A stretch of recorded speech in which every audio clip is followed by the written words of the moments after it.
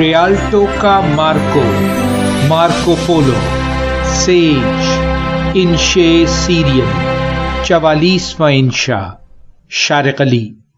Water बस जैसे ही Rialto के आहनी प्लेटफॉर्म के साथ आकर रुकी तो एहलकार ने मजबूत रस्से को लोहे के पोल के गिर्द गिराह दर गिराह तेजी से लपेटा और हम समेत बहुत से मुसाफिर बगैर लड़खड़ाए मोटरबोट से बाहर आए।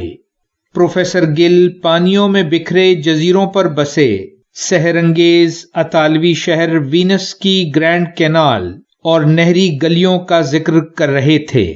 बोले, पैदल गुजरगाह के एक तरफ ग्रैंड कैनाल और उसमें तैरती कश्तियां थीं और दूसरी जानिब सयाहों की दिलचस्पी और जरूरत की अशिया से लदी दुकानें और रेस्तुरान।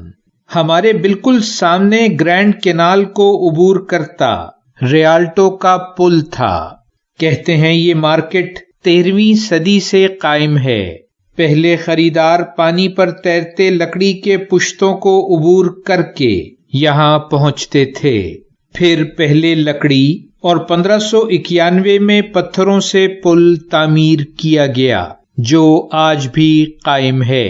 2 कमाननुमा रैंप जिनके साथ दुकानें हैं एक कुशादा मरकजी पोर्टिको से जाकर मिलते हैं, ऊंचा इतना कि कश्तियां बासानी गुजर सकें। रियाल्टो का पुल आज भी वेनिस की तामीराती अलामत समझा जाता है। वहीं हमने रिवायती गोंडोला सवारी का लुत्फ भी उठाया। कैसा था वो तजर्बा? सोफी ने पूछा। बोले, बेहद खुशनुमा और सजी सजाई पतली और लंबी कश्तियों को गोंडोला कहते हैं, जिनके एक सिरे पर सूट पहने और हैट लगाए मल्लाह चप्पुओं की मदद से कश्तीरानी की महारत दिखाता है। बहुत रूमानवी, पुरसुकून और आरामदेह कश्तीरानी का तजर्बा है ये। मल्लाह बहुत महारत से पुलों के नीचे से गोंडोला गुजारते हैं और मोड़ के नजदीक आते ही सदा बुलंद करके दीगर कश्तियों को वार्न करते हैं। बहती कश्ती के दोनों जानिब कई मंजिला ऊंची इमारतें हैं और उनमें दिखाई देती जिंदगी की चहल पहल। ऐसी ही एक इमारत की सिमत इशारा करके मल्लाह ने उसे मार्को पोलो का घर बताया था। कुछ तफसील और मार्को की, रम्ज ने कहा। बोले, वो 1254 में वेनिस जो एक अमीर तिजारती शहर था के ताजुर घराने में पैदा हुआ और सिर्फ 17 साल की उम्र में अपने वालिद और चचा के साथ रेशम की तिजारत के लिए चीन के सफर पर रवाना हुआ। मशरकी यूरोप और शुमाली चीन को मिलाने वाले कदीम रास्ते शाहराए रेशम कहलाते हैं।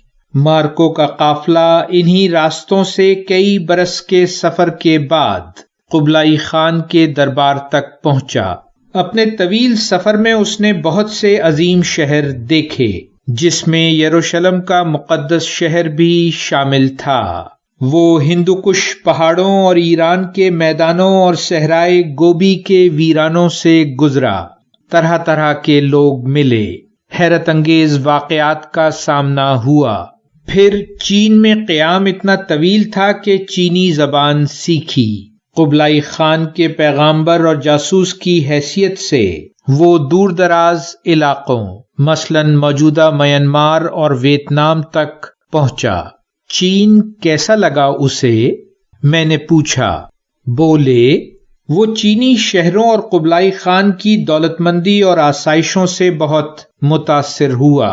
उन दिनों यूरोप में ऐसी शानो शौकत का तसव्वुर भी मुश्किल था। चीन का मरकजी शहर किनसे तो बेहद जदीद, वसी, मुनज़्ज़म और साफ सुथरा था। खाने पीने की अशिया, लोग, रहन सहन और वहां के जानवर मसलन बनमानस और गेंडे उसके लिए हैरतों की दुनिया थी। वो यूरोप का पहला सयाह था जिसने चीन और मशरक़े बईद की सकाफत को करीब से देखा और समझा। उसी की सुनाई कहानियों से उस वक्त के यूरोप ने قدیم چینی ثقافت کی ذہنی تصویر بنائی۔ 20 سال دنیا گھومنے کے بعد مارکو کا بحری بیڑا 700 ساتھیوں اور ایک چینی شہزادی سمیت جو ایران کے شہزادے سے شادی کی آرزومند تھی، وینس واپسی کا سفر شروع کرتا ہے۔ راستے کی مشکلات میں بیشتر جان سے ہاتھ دھو بیٹھتے ہیں۔ صرف 170 لوگ، جن میں چینی شہزادی جو بالآخر کامیابی سے ایران پہنچی، واپس آنے والوں میں شامل تھی۔ مارکو 1271 میں گھر سے نکلا تھا اور 1295 میں واپس وینس لوٹا۔ سفر نامے کب لکھے اس نے؟ صوفی نے پوچھا۔ بولے، اسے بدقسمتی کہو یا حسن اتفاق کہ واپس گھر پہنچنے پر وینس اور جنوا کے درمیان ہونے والی جنگ میں وہ جنوا کا جنگی قیدی بن گیا۔ قید میں اس کی ملاقات رستاچیلو نامی لکھاری سے ہوئی، جسے مارکو نے اپنے سفر کے حالات تفصیل سے سنائے۔ رستاچیلو نے یہ سفر نامے ایک کتاب کی صورت لکھے۔ نام تھا مارکو پولو کے سفر نامے۔